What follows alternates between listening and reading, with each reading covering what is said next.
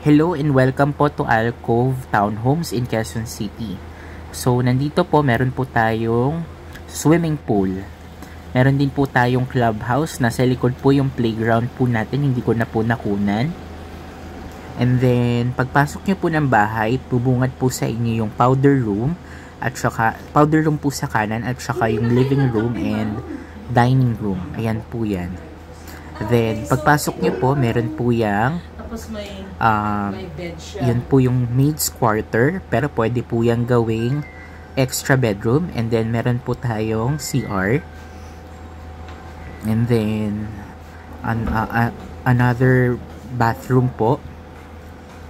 Then actually ito po yung powder room pala na tinatukoy ko kanina, I'm sorry. Then meron po tayong of course yung hagdan natin pa punta ng second floor.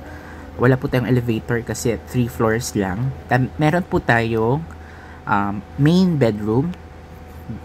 Then, meron pong CR1 or CR2 na po ito.